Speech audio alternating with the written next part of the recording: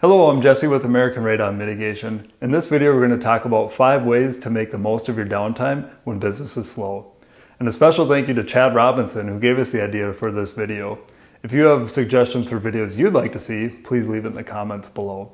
Now, I compiled this list by talking to several different mitigators here in Minnesota and different parts of the country. And these are our top 5 ways we spend our time when we're slow. One of the first things I like to do during a slowdown is get caught up in administrative tasks.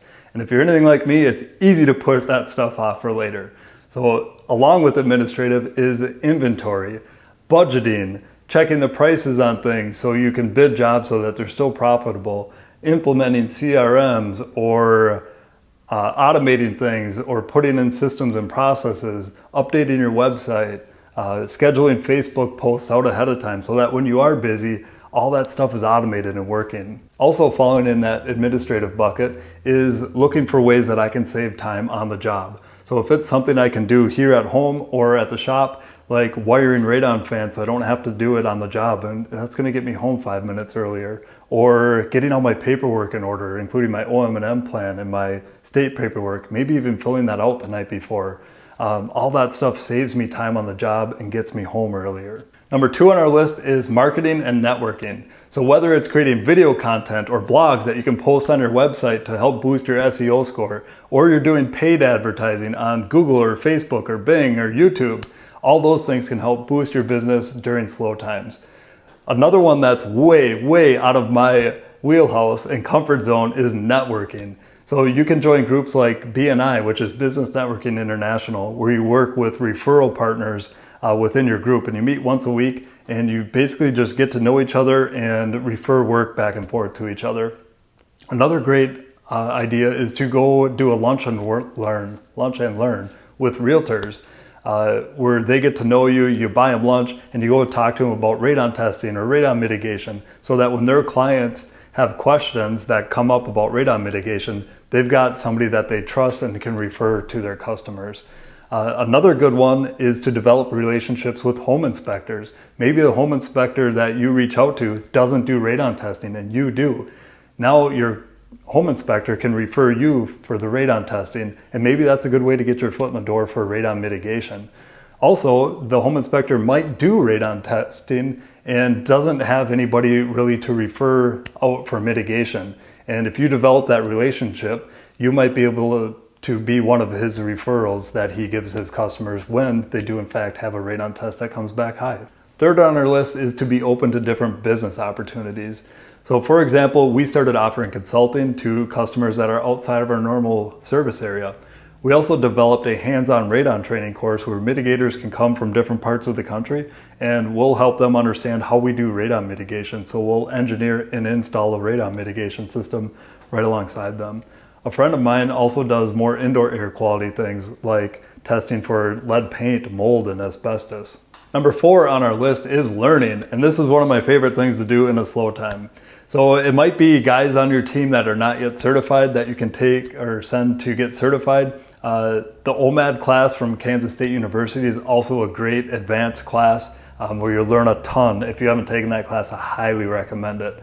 Also, one of my favorite classes for CE credits was through CERTI, and it was Doug Clatter's class, Gnarly Tales from the Field. It was good for 16 hours or 16 CE credits.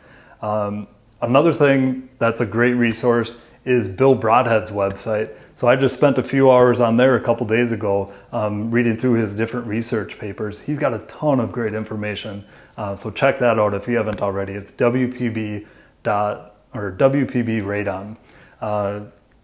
One of my other favorite things to do is to look at new tools. So I recently bought that radon sniffer from Canada, Environmental Canada, I think is what it was. But I don't really know how to use it that well yet. So on a slow time like this, I can take time to experiment with it.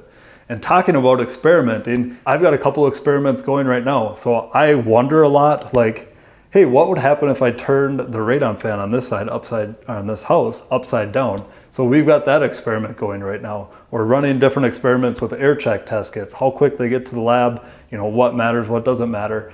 So I would stay curious. So take time to learn different things, and if you do learn different things, share it with other people so that we can all get better.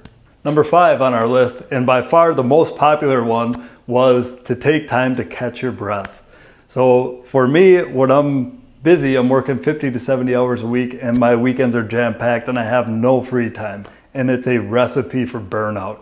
So when I am slow, I take time to relax, catch my breath, spend time doing things that fill my bucket, spending time with my family, getting to play with my nieces and nephews, going on vacation. I just started rock climbing, so taking up a new hobby. Heck, I haven't had a hobby for years. I haven't played softball for years and years since I was in my young 20s or early 20s. So take time to do things that fill you up and catch your breath. Don't burn out, because I have been there several times and it's not a fun place to be. Probably where some of these gray hairs came from. And one more bonus idea. We used to have a business coach, and one of my favorite things about business coaching is it forces you to stop, zoom out, and take a view from 30,000 feet of your business. It's very easy to be just down in the weeds doing the work, especially for me, and not focus on the bigger picture.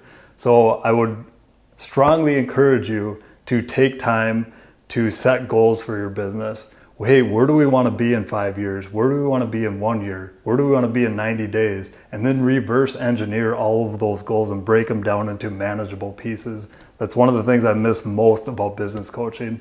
And one of the things I'm very grateful for when we have time to slow down is I have time to meet with Linda, and we can take time to plan out the future, where we want to see the business go. So I would highly recommend that you take time to do planning. I hope you found this video helpful.